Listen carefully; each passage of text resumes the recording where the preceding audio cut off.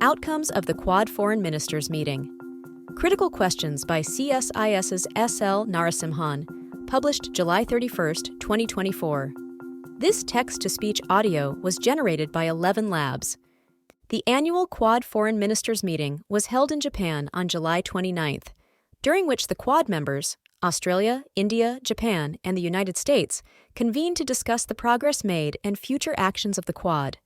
The meeting comes amid global geopolitical conflicts, including the Russia-Ukraine war, the Israel-Hamas conflict, and China's increasing aggression in the West Pacific.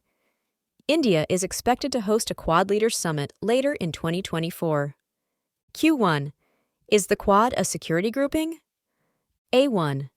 The Quad emanated from a core partnership group that was established by Australia, India, Japan, and the United States to coordinate humanitarian assistance and disaster relief efforts after the 2004 tsunami in the Indian Ocean. The four countries formally started the Quad in 2007. However, it fizzled out after the first meeting. It was revived in 2017 at a time when the bilateral relationships between these four countries had improved significantly. Several analysts have referred to the Quad as the Quadrilateral Security Dialogue. However, none of the four countries that form the Quad have officially called the Quad a security grouping. The only two security-related subjects that the Quad covers are cybersecurity and maritime security, both of which can be considered non-traditional security subjects. Therefore, one can conclude that the Quad is not a security grouping. Q2. Is Squad the new Quad? A2. The Squad is an informal Indo-Pacific grouping that is comprised of Australia, Japan, the Philippines, and the United States. The calls for the creation of the Squad seem to be in response to the recent dangerous maneuvers in the South and East China Seas and the frequent standoffs between China and the Philippines in the Second Thomas Shoal. There seems to be a conflation between the Quad and the Squad. This is because some analysts have written that India is the weak link in Quad. The primary reason for this is that Australia, Japan, and the United States are treaty allies, whereas India is not. Other reasons attributed are that India has continental boundary issues with China that hinder it from being fully committed to the Quad, that India has declined to be part of the freedom of navigation operations in the South China Sea, and that it does not have the capacity to invest in resources. Therefore, there seems to be a feeling that the Quad may become the Squad by replacing India with the Philippines. The Squad has already conducted maritime exercises and is expected to conduct more while also providing increased security assistance to the Philippines overall. The Squad is still in its early stages of development, and therefore, how the informal grouping will progress is yet to be seen. However, its overall efforts appear geared toward the tensions between China and the Philippines, demonstrating that the Quad and the Squad are two groupings serving two different purposes. Q3. Should the Quad become a formal organization? A3. The Quad started as an informal grouping in its first and second iterations.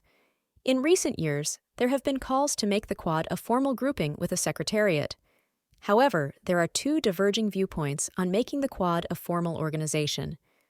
The first argues that the Quad should become a formal grouping to balance China. This argument is based on the premise that the Quad was originally formed as a counterbalance to China. The second contends that Quad was formed not to counter China, but rather as the coming together of four like-minded countries to work on issues that could support regional development. If all four countries were to agree that the Quad is a counterbalance to China, then the Quad may likely have to become a formal grouping to better coordinate actions. However, the second definition, that the Quad is meant to support regional development, is largely agreed upon by the four member countries, which indicates it is likely that the Quad will continue in its current state and not become a formal organization. Q4. Is the Quad effective? A4. Since the Quad was reinstated in 2017, there has been a feeling that for the group to progress, it should decide on deliverables and ensure their completion. The Quad has delivered on vaccines for COVID-19, satellite data sharing for disaster management, and STEM scholarships and infrastructure fellowships. Work is in progress on other deliverables. Analysts have expressed doubts about Quad members' commitment to the group, given their preoccupation with the conflicts in Ukraine and the Middle East. However, most meetings, outside of the last summit meeting, have taken place on schedule. With the Quad Foreign Ministers meeting held on July 29th, the next summit meeting should not be far off. The Quad has also been making considerable progress on other activities. For example, it launched the Quad Cyber Challenge in February 2023 to promote cyber awareness and good cybersecurity habits. A second Quad Cyber Challenge has been mentioned in the joint statement after the recent meeting of the foreign ministers, demonstrating that the Quad partners remain committed to the group's cause and are endeavoring to make it a success.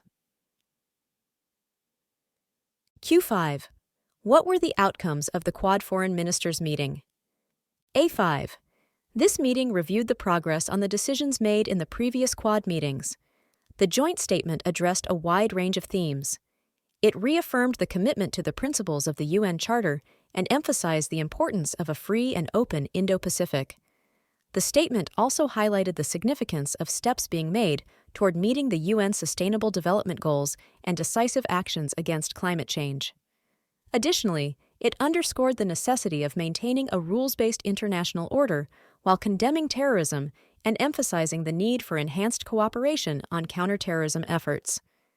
The discussion in the joint statement included concerns about North Korea and Myanmar, as well as the ongoing Russia-Ukraine conflict, stressing the importance of international stability.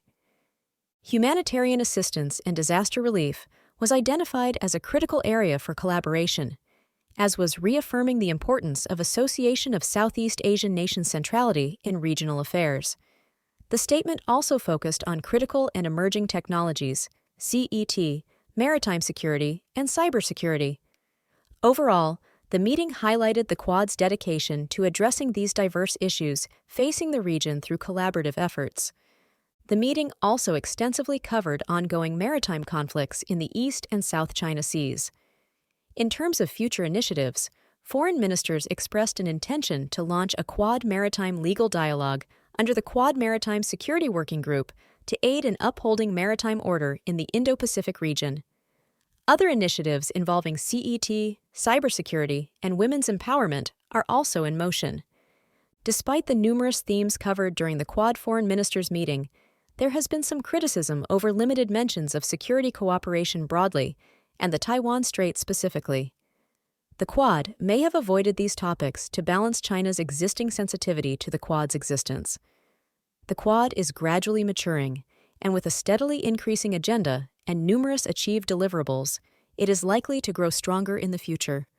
For more analysis, visit csis.org.